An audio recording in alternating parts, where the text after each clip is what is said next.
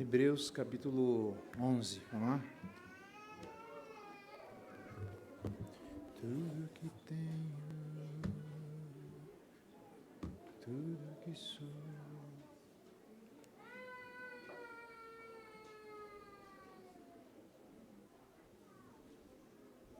Ok. Hebreus capítulo 11. Deixa eu me arrumar aqui, peraí.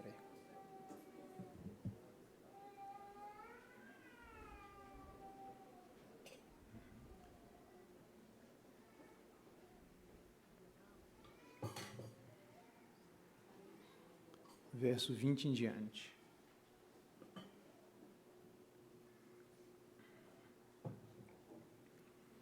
Não sei vocês, mas que calor, né, tem feito esses dias.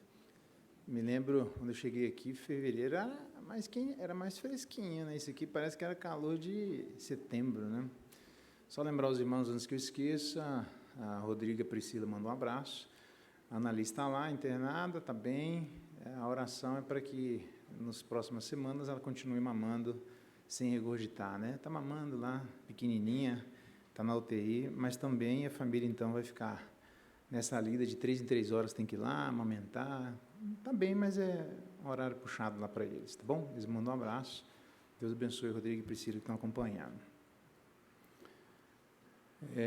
Hebreus capítulo 11, verso 20 em diante, diz assim: Pela fé, igualmente Isaque abençoou Jacó e Esaú acerca das coisas que ainda estavam para vir.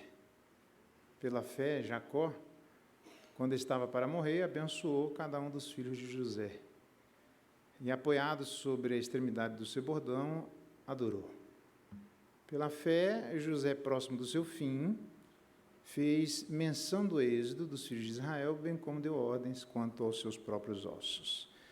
Até aqui a leitura da palavra de Deus, e louvado seja Deus pela sua palavra. Vamos orar mais uma vez, pedindo a graça de Deus sobre a nossa vida. São 3 histórias de 3 pessoas, tem muita história aqui.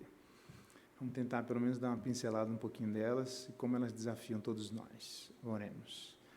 Pai, muito obrigado pela Tua palavra, obrigado pela vida destes irmãos nossos lá no passado, onde é mencionado, cada um é mencionado as suas ações, que certamente servem de paradigma ao Teu povo reunido em todo lugar. Dá-nos da Tua graça, faz com que a fé que se manifestou lá também se manifeste em todos nós. Para isso, nos dá aquilo que precisamos.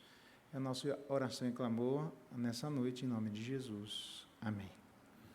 Muito bem, o plano de Deus se manifesta em. É sobre isso que eu gostaria de conversar com vocês. O plano de Deus se manifesta em.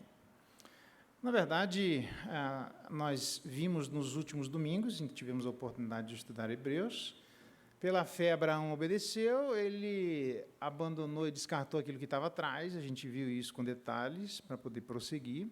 Também ele descartou o presente para prosseguir e descartou o menor para abraçar o maior. Nós vimos isso, e isso é um paradigma de fé para cada um de nós. Também nós vimos as dimensões da cidadania celestial. Confiança nas promessas de Deus, basicamente isso tem a ver com como nós acreditamos a respeito do caráter de Deus, e a aprovação na provação. Nós vimos isso também. Como diante da aprovação que todos nós iremos passar na vida, eles foram aprovados, manifestaram isso com detalhes, e cada um de nós também. No ponto em questão, dos versos 20 a 22, são 3 histórias que, basicamente, entre as maneiras de abordar o texto, essa é uma delas, claramente, para manifestar o plano de Deus sobre o povo de Israel. Primeira coisa que o plano de Deus faz é se manifestar em uma fé que lida com a morte. Olha só que interessante. Na verdade, a Escritura apresenta as últimas palavras de várias pessoas. Isso é um assunto repetitivo na palavra de Deus. Não é difícil a gente colher as últimas palavras quando a Escritura registra algo repetitivo, porque é importante as últimas palavras de vários de nossos irmãos do passado. Por exemplo, Jacó, depois que chamou Jacó a seus filhos e disse, quando ele estava no finalzinho da morte, para ser recolhido, ele chama, na verdade, ajunta-os, os seus filhos, e vos farei saber o que há de acontecer nos dias vindouros. É bonito quando você lê as últimas palavras de Jacó, orientando os seus filhos.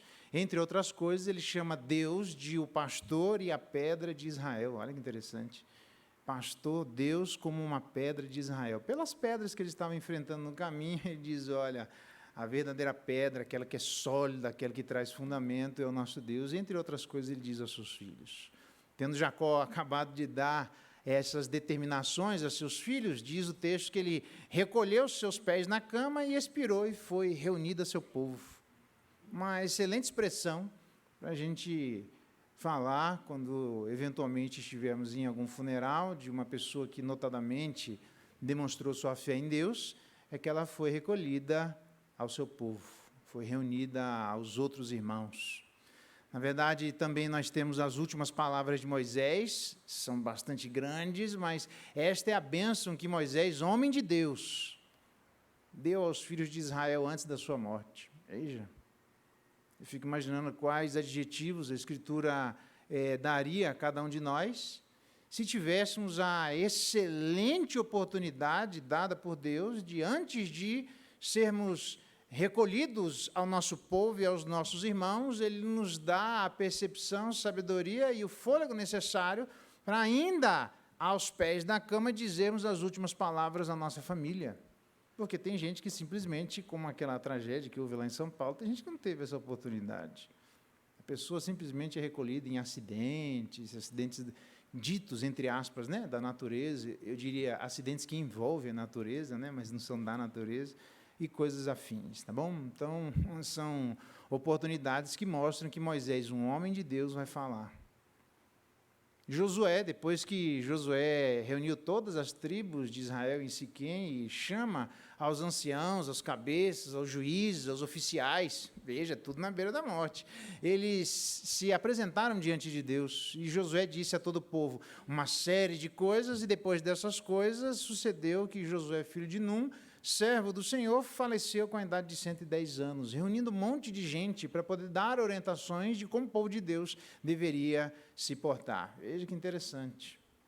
E Davi, nossa, são lindas as palavras que Davi diz, são estas as últimas palavras de Davi, palavra de Davi, filho de Jessé, palavra do homem que foi exaltado, do ungido do Deus de Jacó, e olhe as expressões que são ditas agora a respeito de Davi, do amável, entre aspas, do doce, do agradável, isso, são esses os termos que são sinônimos para se referir a Davi a respeito das suas últimas palavras, diz então este amável, doce e agradável salmista de Israel. Que curioso como a Escritura faz questão de mencionar os adjetivos destas pessoas ao mencionar a preocupação delas de dar as últimas palavras antes de serem recolhidas. Todas estas pessoas tiveram a oportunidade, na beira da eternidade, todas tiveram a oportunidade na hora de atravessar o vale da sombra da morte.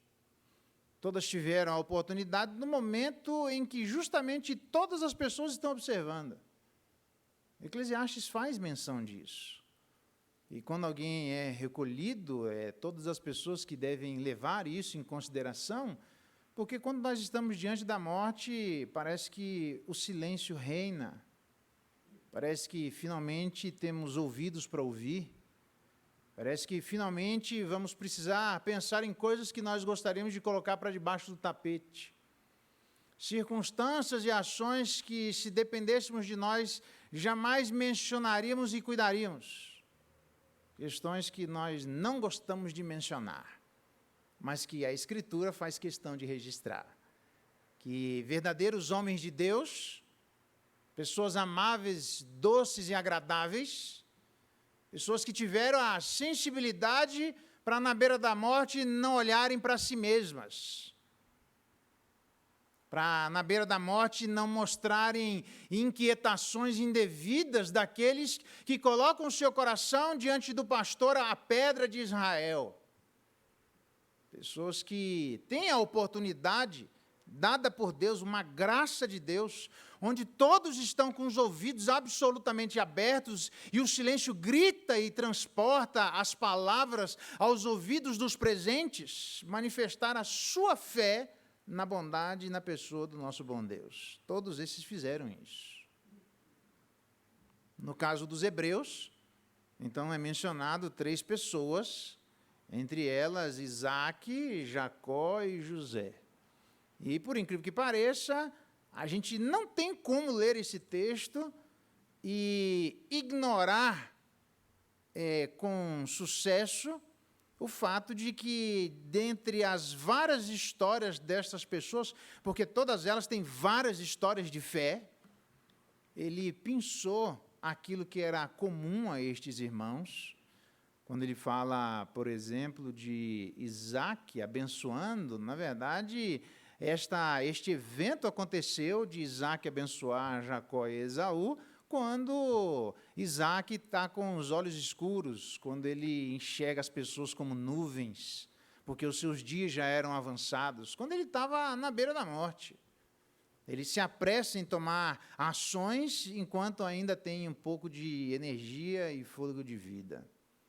Então, esta história que é pensada da vida de Isaque é um evento que aconteceu literalmente na beira da morte, assim como Jacó estava para morrer e José próximo do seu fim. Olha que interessante.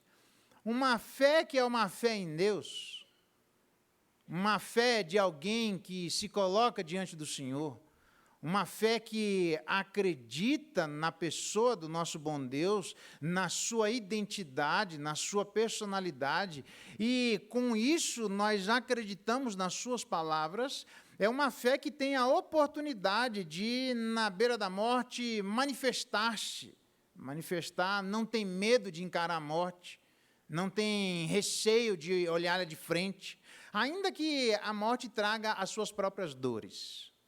Quem perdeu pai e mãe sabe disso. Eu nem me esqueço da morte do meu pai um pouco mais, mas a da minha mãe foi marcante, eu já citei para vocês, no 3º para o 4º ano de seminário. Mas não tive a oportunidade de conversar com a minha mãe, mas tive a oportunidade de ter que lidar com a morte, haja vista que o primeiro funeral, o evento que eu estive para poder ministrar a palavra, depois de crente, foi no velório da minha mãe. Então, crente que é crente, olha a morte de frente. Uma fé em Deus que não lida com a perspectiva da morte, ela não serve para nós. Porque nós somos limitados, porque nós somos frágeis, nós viemos do pó e ao pó voltaremos, e todos nós, em algum momento, se Deus assim nos abençoar, se não for de supetão, precisaremos lidar quando os dias chegarem, quando eventualmente adoecermos, quando circunstâncias se passarem na nossa vida em que o cheiro da morte se torna mais forte do que nós gostaríamos. Mas crente que é crente, como ele está orientando a vida de crentes hebreus, que estão justamente cansados, exauridos, desanimados, porque eles estão lidando com uma fé que esfrega na cara dele a morte. E ele começa, então, entre outras coisas, a citar o exemplo de várias pessoas, mas destas em particular, para mostrar aos hebreus de que, de fato, aqueles que são crentes devem acreditar no plano de Deus, devem manifestar o seu coração, literalmente, entendendo que nós temos esperança. Nós não somos como alguém que somos órfãos, sem pai no mundo, sem ninguém para cuidar de cada um de nós. Jesus disse que estaria conosco todos os dias, ainda que nós andemos no vale da sombra da morte. Então, a pergunta clara e fácil é o que nós falaríamos ou como nos manifestaríamos. É triste ver pessoas como, por exemplo, tem várias histórias, né? O historiador fala melhor do que eu nisso aí, né? Não é difícil a gente olhar a vida de pessoas, a biografia de pessoas que, ao chegarem na beira da morte, verdadeiramente manifestam a sua fé naquilo em que acreditam. Como, por exemplo, uma determinada guria de um grande filósofo conhecido na história, que disse assim: nem por todo o dinheiro da Inglaterra e da Europa, eu nunca mais quero presenciar a morte de um ateu. Tal era o desespero dessa pessoa. Tal era o pânico que existia no coração delas, porque levam a vida como se fossem eternos. Quando chegam na beira da morte, eles vão precisar lidar com circunstâncias que eles colocaram para debaixo do tapete o resto da vida. Crentes que são crentes passam pela morte com uma paz que excede todo entendimento. Passam pela morte com uma fé e uma paz que vem de Deus. E todos nós seremos, num certo sentido, não sei se testados exatamente, porque a gente não vai passar com aprovação para sair da morte, nós seremos isso só no último dia, mas todos nós temos um evento que ele, graças a Deus, é particular. Ele é intransferível, assim como a senha do banco. Mas a senha do banco as pessoas podem roubar, mas essa senha ninguém quer no nosso lugar. Nós teremos que passar individualmente por essa circunstância. E Deus nos dê graça para que manifestemos a virtude que Ele está evocando dos hebreus se passarem verdadeiramente por esse momento, que é a virtude da coragem. Segunda coisa, que o plano de Deus se manifesta, não só numa fé que precisa lidar com a morte, a gente não precisa colocar isso para debaixo do tapete, mas de uma fé no plano de Deus, do jeito de Deus. Isso é interessante. Uma fé no plano de Deus, do jeito de Deus. É impressionante como o ser humano é teimoso. É impressionante como nós tentamos até ludibriar a Deus. Deus pode manifestar a sua vontade de maneira evidente. E essas três pessoas demonstram que a gente tenta.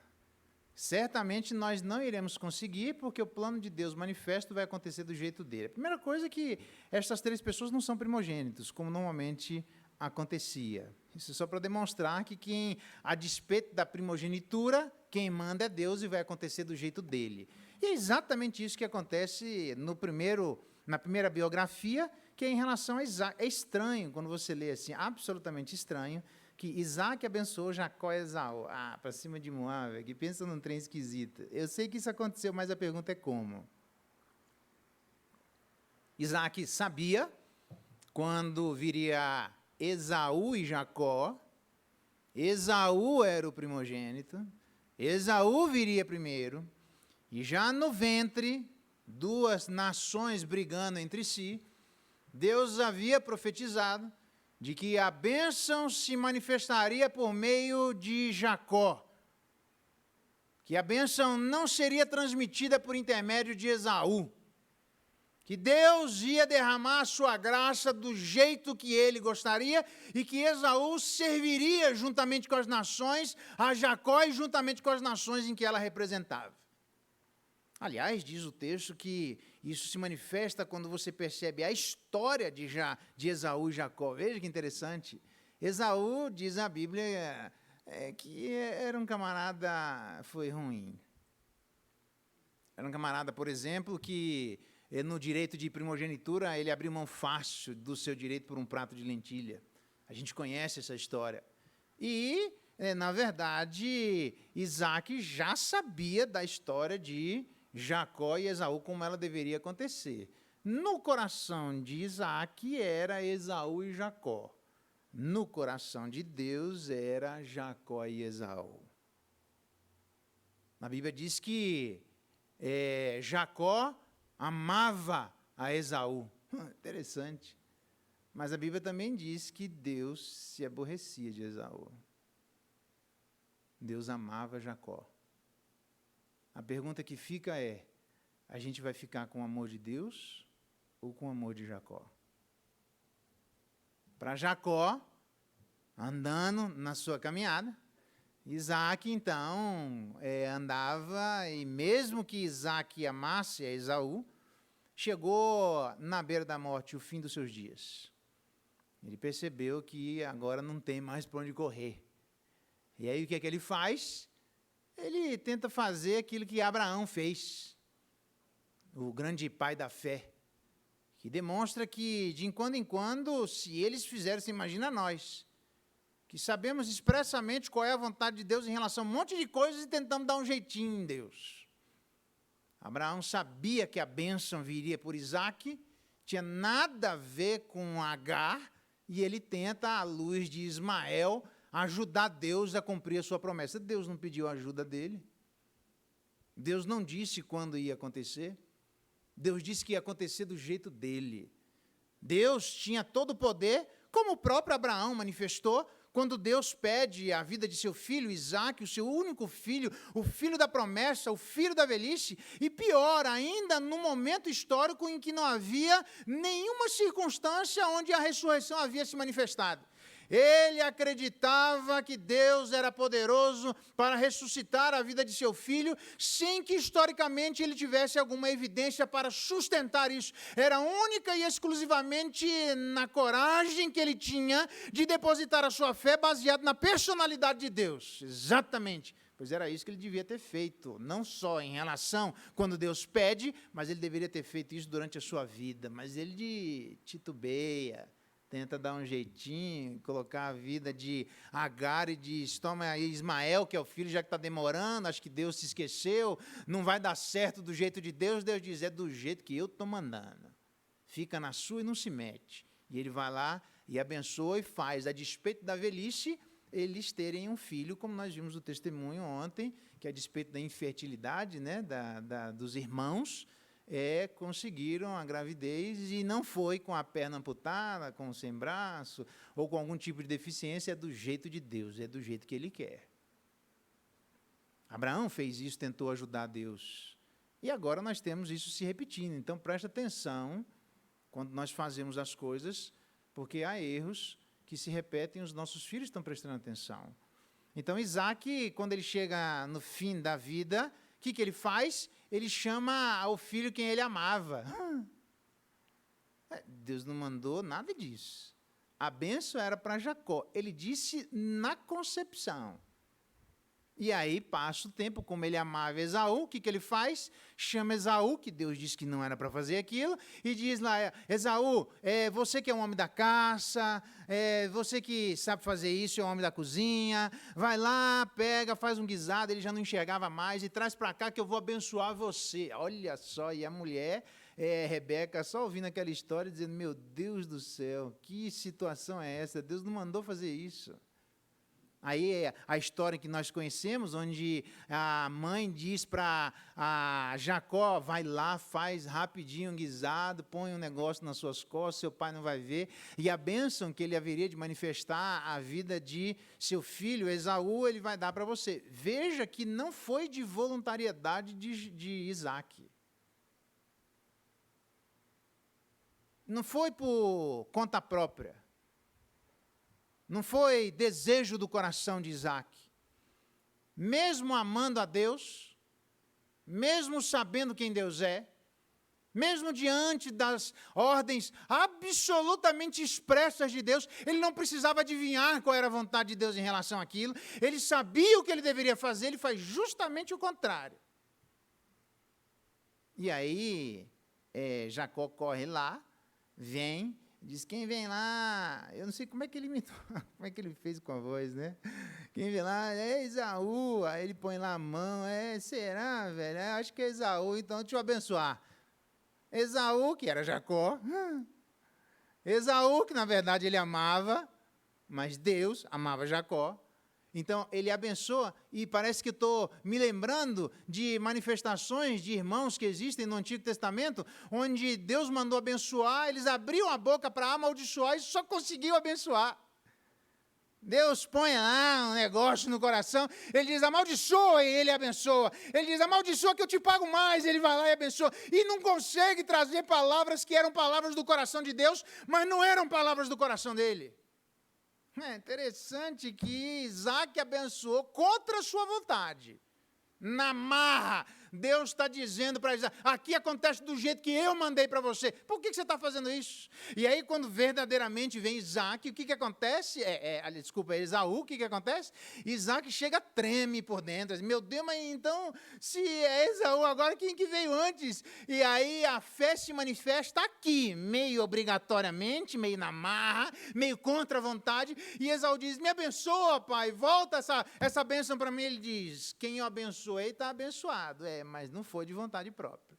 Então, quando eu olho para Isaac, que é mencionado para pessoas que estão morrendo, para pessoas que estão sendo testadas, pessoas que o Estado tem uma absoluta manifestação hostil em relação àqueles que demonstram a sua fé em Deus, ele cita Isaac, que ao mesmo tempo, quando eu leio isso, eu tenho um misto no coração, de alguém que não queria, mas fez aquilo que Deus mandou. E aí não desfez. A fé de Isaac é citada aqui por aquilo que ele não fez, mais do que por aquilo que ele fez. Ele não desfez a bênção. O que eu fiz está feito. Mas você devia ter feito dobrado, se você, em vez de chamar-se Esaú, você chamasse direto Jacó. Então, no seu coração, você não desfez aquilo que Deus fez. Mas Deus fez na marra aquilo que ele havia mandado fazer. Sabe por quê? Porque o plano de Deus acontece do jeito de Deus. É simples assim. Então, quando eu leio isso, é estranho. No meu coração fica um negócio assim, ele não quis, mas ele abençoou e não desfez. Beleza, tá bom. Então, vamos ficar com as duas coisas. Isaac era alguém que amava Esaú, diz o texto. É estranho eu ler isso para mim. Ele amava Esaú. A Bíblia diz que Deus se aborrecia de Esaú. A Bíblia diz que Deus amava Jacó. A Bíblia não diz que Isaac amava Jacó. É interessante que nem sempre os amores de Deus são os nossos. Nem sempre os afetos de Deus são nossos. E nem sempre os desafetos de Deus são os nossos. Nós nos afeiçoamos a quem Deus não se afeiçoa. E nós nos apegamos a quem Deus não se apega. E nós amamos a quem Deus não ama. Mas deveríamos, quando lemos esse texto, é uma absoluta reflexão para repensarmos não só a coragem que é evocada em relação à morte, que nós precisamos ter essa coragem, mas a verdadeira submissão, a verdadeira aquiescência no coração, a verdadeira fé que deveria existir, que no finalzinho Isaac demonstrou. Mas seria tão bom se ele tivesse demonstrado na vida inteira aquilo que ele deveria passar para frente. Eu pergunto, submissão e humildade são as duas virtudes evocadas quando a gente lê isso, porque o plano de Deus, ele exige e se manifesta numa fé que é literalmente no plano de Deus, do jeito de Deus. Terceira coisa, pode ser colocada como última, é bem interessante, é uma fé que também não só lida com a morte, é uma fé no plano de Deus, do jeito de Deus, mas é uma fé no plano de Deus passando de pai para filho. Isso é interessante. O que você gostaria de passar à próxima geração? Quem tem que passar são os pais, tá, irmãos? Por graça de Deus, nem sempre nós temos pais com fé em Deus que passam aquilo que eles aprenderam a seus filhos. Por graça de Deus, o nosso pai é pai duas vezes, quando os nossos pais não são os pais que Deus gostaria que fosse. Mas quando os nossos pais são pais crentes, e a minha palavra aqui é para você que é um cristão, que colocou a sua fé em Deus, quando eu leio isso, pela fé, literalmente, José, próximo do seu fim, fez menção do Êxodo. E a gente aprende essa história, de José dando essas orientações para que eles não ficassem, para que José não ficasse lá, tirasse os ossos dele e colocasse lá na Terra Prometida. Aí eu fui ler a história da Terra Prometida, está aqui em Gênesis 47, 48 e 49, você vê essas historinhas aqui acontecendo, esse excerto da história de cada um. E, na verdade, diz a Bíblia lá em Gênesis 47 que José vai apresentar a sua família a Faraó. A fome era extrema em Canaã. Veja que interessante. O que tinha para o povo de Israel em Canaã? Fome, pão não tinha, naquele momento não. Então eles iam morrer de fome e José, como a gente conhece a história, fez aqueles silos, progrediu, alimentou todo mundo e Faraó ficou admirado de quem era José. E agora nós temos esse finalzinho, José apresentando Jacó na velhice para Faraó. É bonito de ver a historinha. A fome era severa. Diz o texto, a terra do Egito, disse Faraó a José. É óbvio, ele não podia ser diferente, porque a expansão geográfica e territorial foi imensa diante das mãos de José do Egito. E diz o texto assim que Faraó abençoa. Qual é o jeito de abençoar? Óbvio, põe o seu pai e a sua mãe no melhor da terra do Egito. E ele pôs, ele tinha 130 anos. Aí a história aqui mostra Jacó diante de Faraó. E Faraó faz essa pergunta, quantos anos você tem? É curioso Faraó perguntar isso, já era velhinho. 130 anos de dias ruins. Ele passou apuros, né, de peregrinações, ele menciona isso a Faraó. E, por incrível que pareça, Jacó abençoa Faraó. Olha só que interessante. Perguntou a Jacó, quantos são os seus dias? Ele respondeu, os anos das minhas peregrinações são 130, poucos e maus foram os meus dias, não das minhas peregrinações, não como os meus pais. Veja, ele estava meio marcado pela vida, né?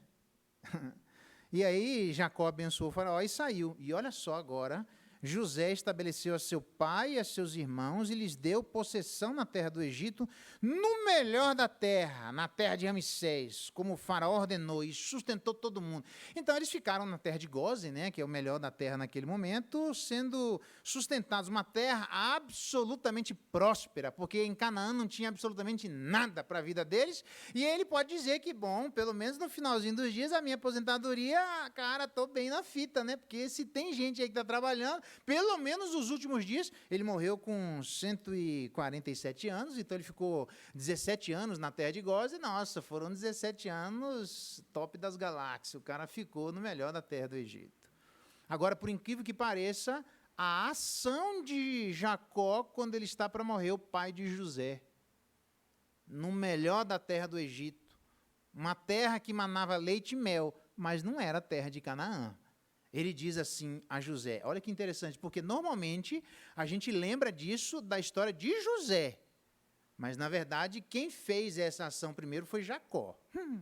Ele disse assim, ó, aproximando-se o tempo da sua morte, Jacó, chamado Israel, mudou, né? Jacó foi um enganador, enganou Labão, se tornou uma prática de Jacó enganar todo mundo. Mas quando ele coloca os filhos para poder abençoar, ele troca, né? José coloca os filhos em ordem e ele coloca...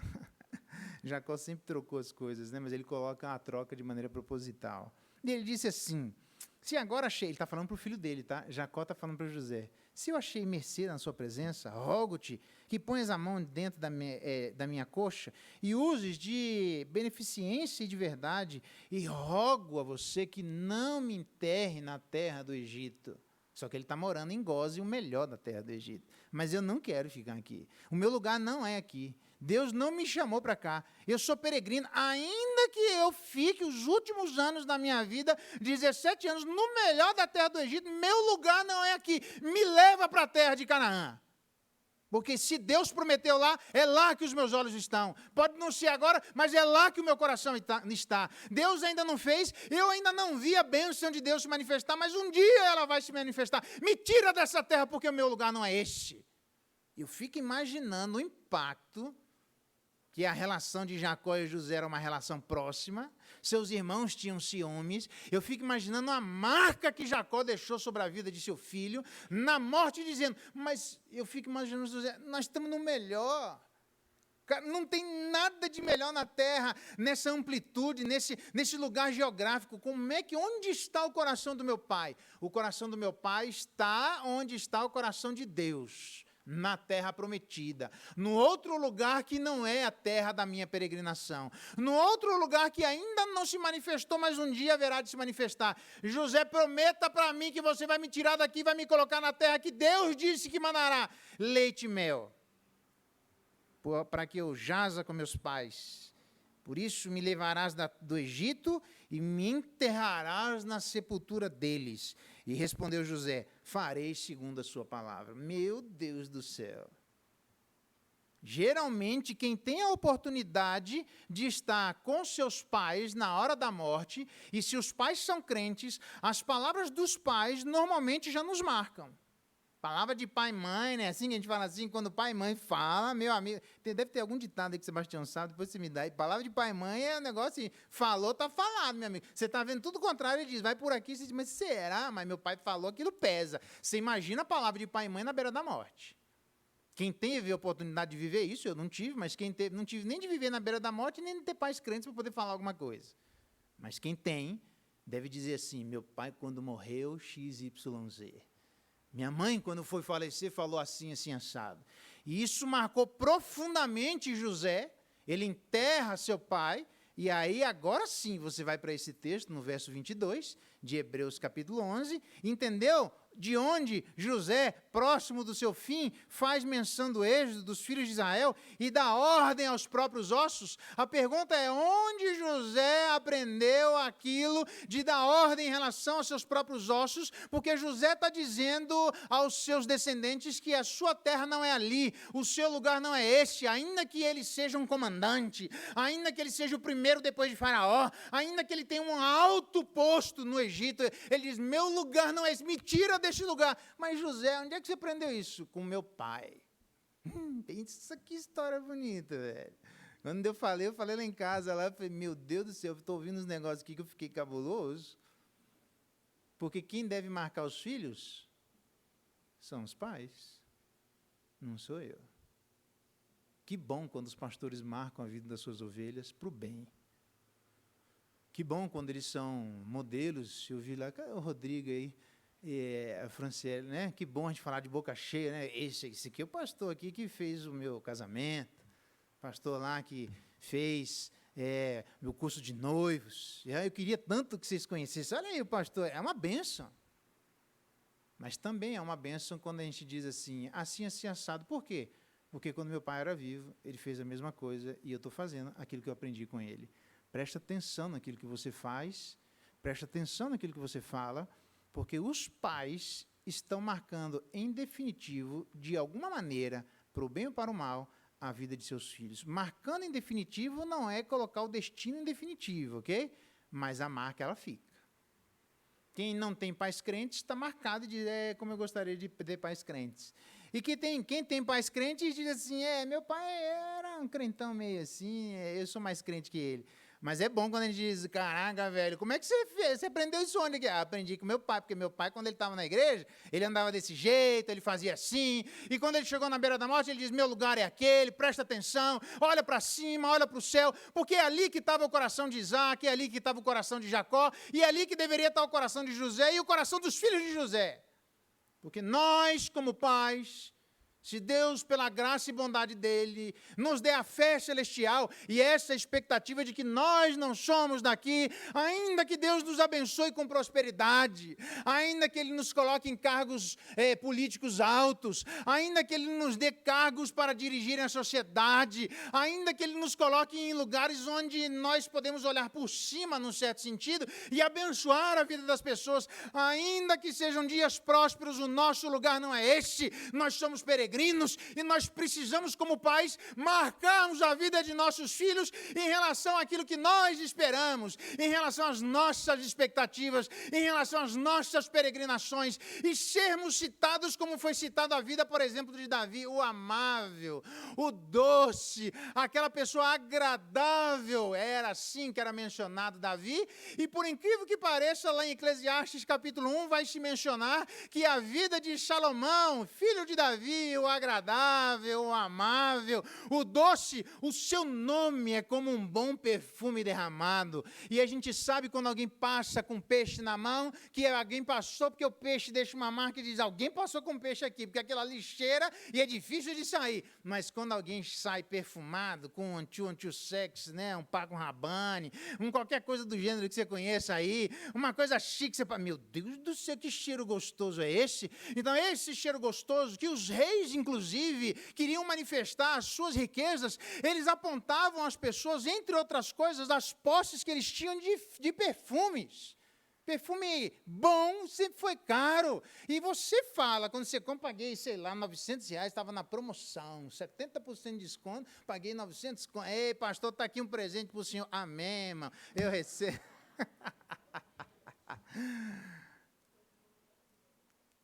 E eu fico imaginando o que era Salomão ser um bom nome como um perfume derramado.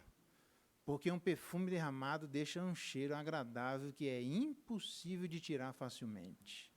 Significa que Salomão tinha, na percepção das pessoas, não era só de sulamita, agradabilidade. Onde que ele aprendeu aquela agradabilidade?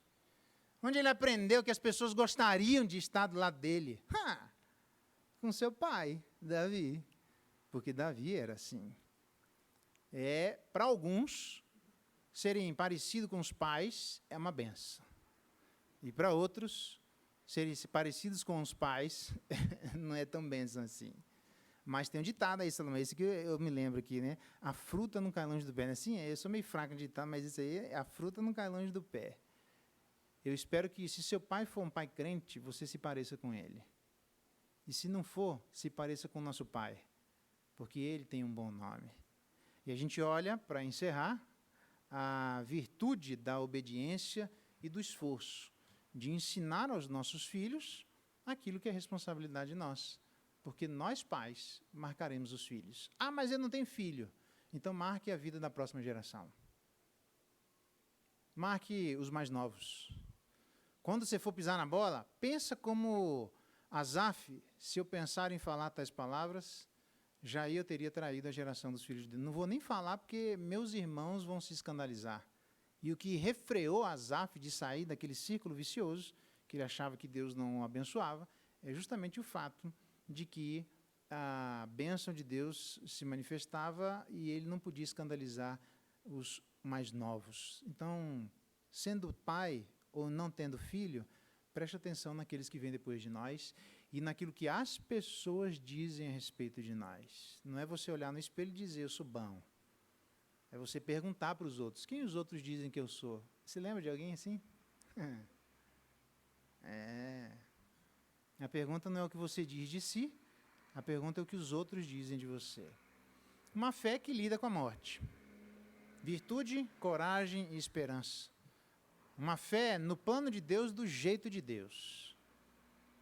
Virtude, submissão e humildade. E uma fé no plano de Deus, passando de pai para filho. A virtude é de obediência e esforço. O plano de Deus não pode ser manipulado, não pode ser subestimado, ele não pode falhar.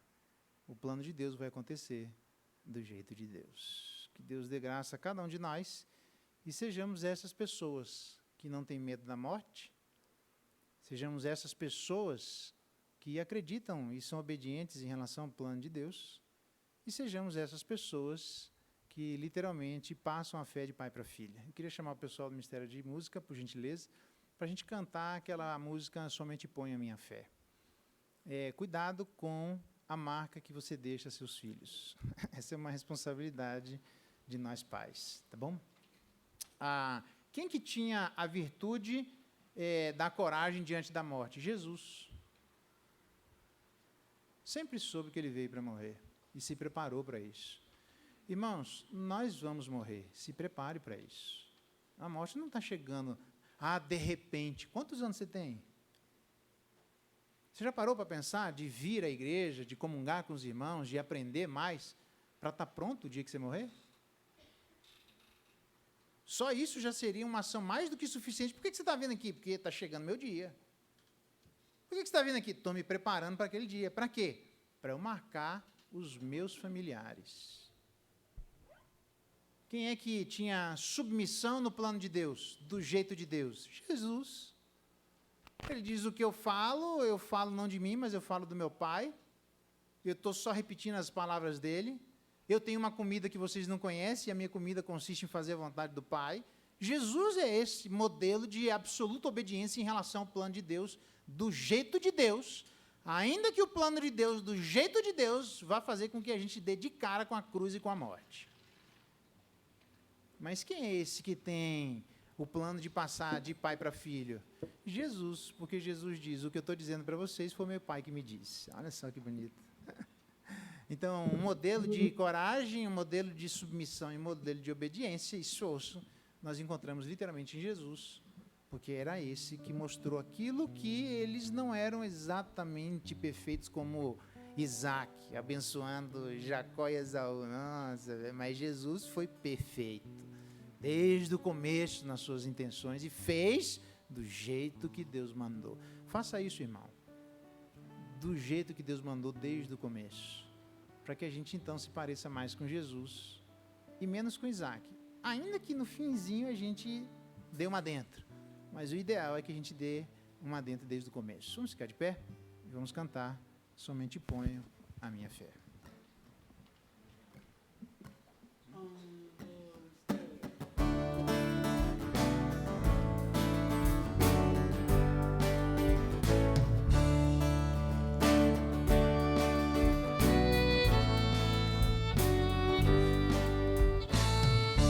Somente ponho a minha fé na graça excelsa de Jesus, no sacrifício remidor, no sangue do bom Redentor. A minha fé e o meu amor estão firmados no Senhor, estão firmados no Senhor.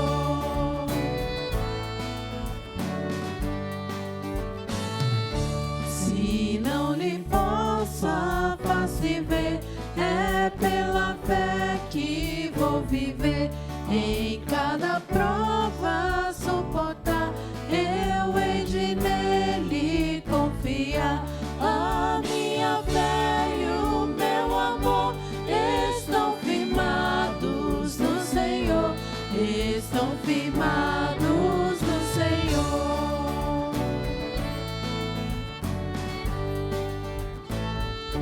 A sua graça é real, abrigo traz no temporal. Ao vir secar minha tentação, me fortalece a sua mão. A minha fé e o meu amor estão firmados no Senhor, estão firmados no Senhor.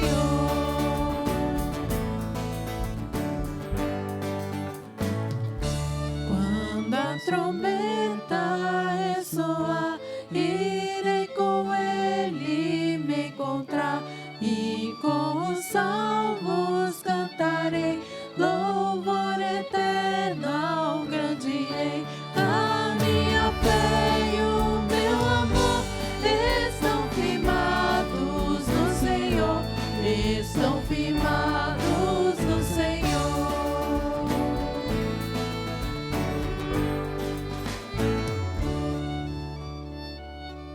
Vamos orar? Pai bendito, obrigado pela Tua palavra, obrigado porque ela é clara e demonstra a todos nós o caminho que nós devemos andar. Fortalece-nos nessa fé, a fé que nossos irmãos tiveram, mas que encontramos perfeitamente em Jesus Cristo. Dá-nos da Tua bênção de lidarmos com todas essas circunstâncias e nos parecermos mais com o Senhor. Abençoa, Deus, aos pais, que eles possam se preparar cada dia mais e trazer um impacto profundo sobre seus próprios filhos. Sejam agradáveis, sejam doces, assim como Davi e assim como tantas pessoas. Ajuda-nos também a aprendermos a lidar com a morte. Ela é doída, mas na fé que nós temos no Senhor, passaremos como Cristo passou, com um coração em paz, com um coração tranquilo. Dá-nos essa responsabilidade e abençoa para que isso seja uma marca profunda de todos nós. E agora, irmãos, que a graça de nosso Senhor Jesus Cristo, o amor de Deus, nosso eterno Pai, a comunhão e a consolação e a bênção do Espírito de Deus estejam com vocês, irmãos, e sobre todo o povo de Deus, espalhado pela face da terra, hoje, pelos séculos dos séculos. Amém.